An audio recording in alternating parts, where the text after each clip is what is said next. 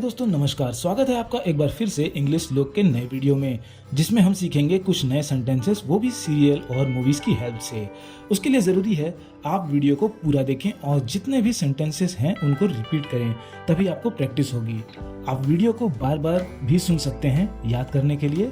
रात में सोते टाइम भी आप वीडियो को चलाकर बस छोड़ दीजिए और सुनते रहिए।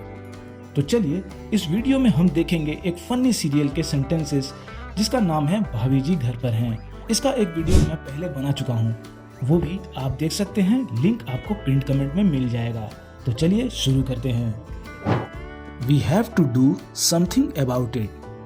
हमें इस बारे में कुछ करना चाहिए। इस सेंटेंस का यूज आप बहुत जगह कर सकते हैं, जैसे कि आप कोई प्रॉब्लम को सॉल्व करना चाहते हैं और आप किसी से उस प्रॉब्लम को डिस्कस कर रहे हैं, तो आप उनसे ये बोल सकते हैं we have to do something about it. मतलब हमें इस प्रॉब्लम का कुछ सॉल्यूशन जरूर निकालना चाहिए। तो बोलेंगे we have to do something about it. You are going out of your limits. तुम अपनी औकात से बाहर जा रहे हो। इस सेंटेंस का यूज आप कहाँ कर सकते हैं ये आपको जरूर पता होगा। इस सेंटेंस का यूज आप अगर कोई आपसे बढ़ चढ़ के बात कर रहा है, आपसे बढ़ चढ़ के कुछ चीजें कर रहा है, तो आप उसको बोल सकते हैं तुम अपनी औकात से बाहर जा रहे हो। मतलब कि वो लिमिट से बाहर जा रहा है, एक लिमिट होती है उससे वो बाहर जा रहा है। तो आप बोलेंगे you are going out of your limits. Everything happened because of you. सब आपकी वजह से हुआ। यहाँ पे भी आप इस सेंटेंस का बहुत जगह यूज कर सकते हैं। जैसे कि अगर कोई चीज हुई है और आप दूसरे पे उसका ब्लेम डालना चाहते हैं या उससे कहना चाहते हैं कि आपकी वजह से ये हुआ है, तो आप बोलेंगे एवरीथिंग, जितनी भी चीज़ें हुई हैं, happened because of you. Happened जो वर्ड है ये इसका इस्तेमाल यूज़ होता है मतलब कि कुछ होना। जैसे कि अगर आप किसी से पूछते हैं कि क्या हुआ, तो उसमें आप पूछ सकते हैं व्हाट हैपेंड, मतलब क्या हुआ। You are responsible for all of this. आप ही इन सब के लिए जिम्मेदार हैं। ये भी जो पिछला सेंटेंस है उसी की तरह का सेंटेंस है। ये भी आप बोल सकते हैं कि आप ही इन सब चीज़ों के लिए जिम्मेदार हैं। You are responsible. रिस्पॉन्सिबल मतलब आप जानते हैं रिस्पॉन्सिबिलिटी मतलब जिम्मेदारी, रिस्पॉन्सिबल मतलब कि जिम्मेदार। तो you are responsible for all of this. अब जो विभूति भैया हैं वो बोलते हैं how can I be responsible for all of this. मैं कैसे इन सब चीज़ों के लिए जिम्मेदार हुआ या हूँ। तो यहाँ पे तिवारी जी ने ब्लेम डाला विभूति भैया पे। तो उन्होंने कहा हाउ कैन आई, मतलब कि कैसे रिस्पॉन्सिबल हूँ मैं ऑल ऑफ दिस।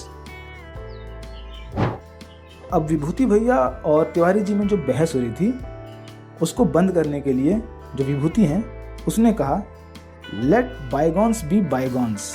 जो हुआ सो हुआ। ये इडियम है, मुहावरा है इंग्लिश का। इसको आप इस्तेमाल कर सकते हैं जब आपको बोलना होगा कि जो हुआ सो हुआ। तो लेट बायगॉन्स बी बायगॉन्स। अब यहाँ पे अंगूरी भाभी और गोरी मैम यानी अनीता जो हैं वो दोनों विभूति और तिवारी को सबक सिखाना चाह रही थी। तो उन्होंने सबक सिखाया और उनको अकल आ गई। तो वही यहाँ पे अनीता जी बोलती हैं कि have you came back in your senses. आ गई आपको अकल।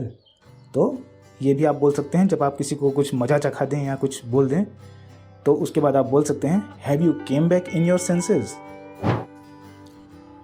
अब जो प्रेम है वो कॉल कर रहा था विभूति को। प्रेम एक बुरा आदमी है, तो वो कॉल कर रहा था विभूति को। तो अनीता जी को गुस्सा आ गया, तो वो कहती हैं why is he calling you again. वो तुम्हें फिर क्यों कॉल कर रहा है।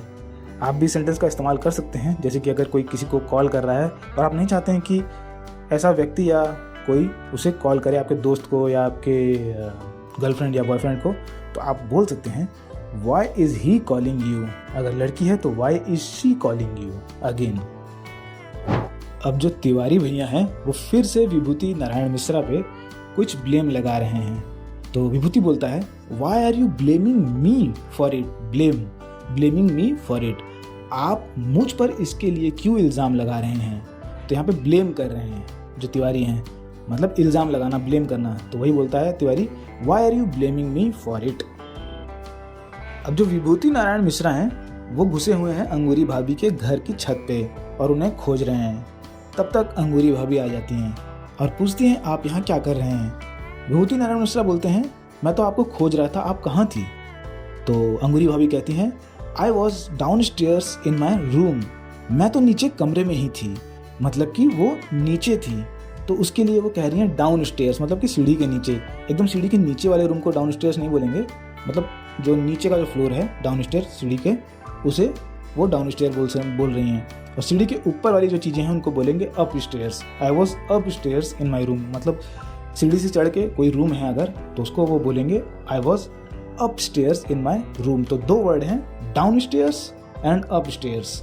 स्टेयर्स मतलब आप जानते हैं, तो वही उसमें डाउन और अप लग जा रहा है। सो फ्रेंड्स, आई होप आपको ये वीडियो पसंद आई होगी, जैसा कि आपको मेरी पिछली वीडियो भी पसंद आई थी, और आपको इस वीडियो से काफ़ी कुछ सीखने को मिला होगा। और आपका इसमें से फेवरेट सेंटेंस कौन सा है मुझे कमेंट सेक्शन में ज़रूर लिख के बताइएगा। और इन सारे सेंटेंसेस को रिपीट करते रहिएगा और बार बार सुनते रहिएगा, ताकि आपके दिमाग में ये सारे सेंटेंसेस एकदम बैठ जाएं। और इसी तरह के वीडियोस देखने के लिए और इंग्लिश सीखने के लिए हमारे इस चैनल इंग्लिश लोग को सब्सक्राइब ज़रूर करना और बेल नोटिफिकेशन आइकन को ज़रूर दबा देना, ताकि आपको आने वाले सभी वीडियोस के नोटिफिकेशन मिलते रहें। तो चलिए मिलते हैं नेक्स्ट वीडियो में, तब तक के लिए अपना ख्याल रखिएगा।